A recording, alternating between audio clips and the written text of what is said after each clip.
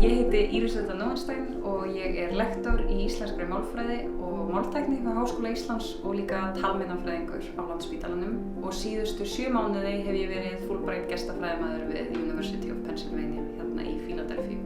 Við UPenn þá hef ég verið hluti af mjög öflugu rannsóknarsamfélagi sem tengir saman málvísindi en líka tölvunarfræði, sálfræði og jafnvel taugafræði og taugalækningar og það finnst mér vera svona styrkurinn í mörgum öflugum bandarískum háskólum er að það er svona mikið samstarf á milli ólíkra sviða og mjög svona mikill vilji til þess að efla til svona alþjóðlegs samstarfs og þá er Fulbright í rauninni fullkominn vettvangur.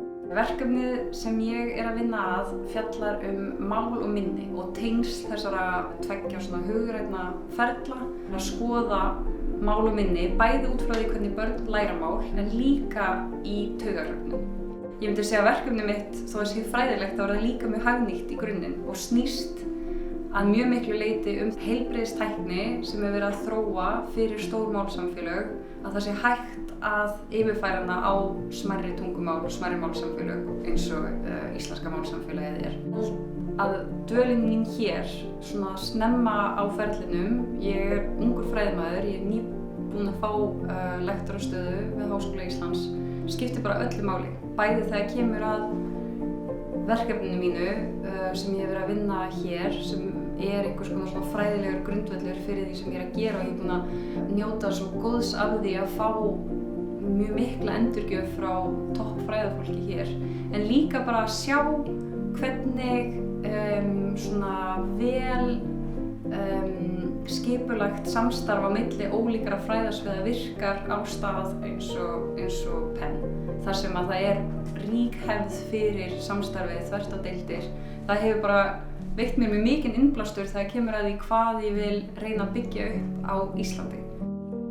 Ég myndi ráðleggja fræðimönnum sem eru að íhuga að sækja Fulbright-styrk að láta vaða, að vera óhræddur í rauninni við alla pappírsvinnuna og svona praktísku hlutina sem að þarf að fara í gegnum. Ég held að það sé mikilvægt að undirbúa sig vel upp á það hvert innan Bandaríkjanna fólk vill fara, að það finnir svona stað þar sem að því finnst að það geta blómstrað.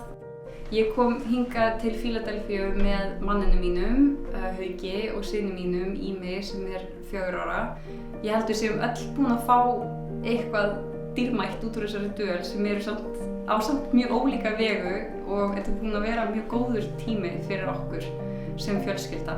Það er frábært að búa hérna. Eitt af því sem kom mér mest á óvart er hvað ég varð í rauninni ástfangin af Philadelphia. Philadelphia er mjög merkilegur staður í sögu Bandaríkjanna og að miklu leyti einhvern veginn er svolítið svona gamaldags, evrópskur svona feelingur eða stemning hérna.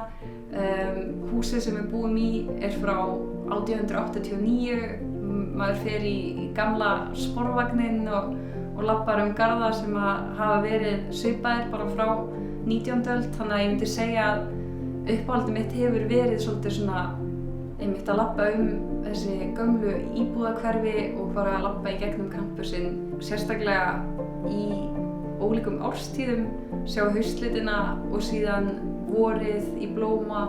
Ég held að þessi dvöl hafi haft mjög mikil áhrif á mig persónulega. Það er í rauninni bara magnuð forréttindi að hafa stuðning til þess að fara og búa á öðrum stað í nokkra mánuði og verða svona auðveldlega hluti af öðru samfélagi.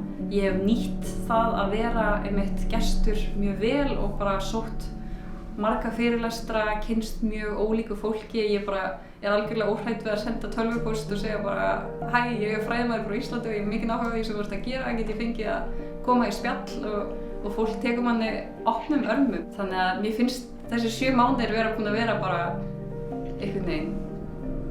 Það er lærdómur á hverjum degi.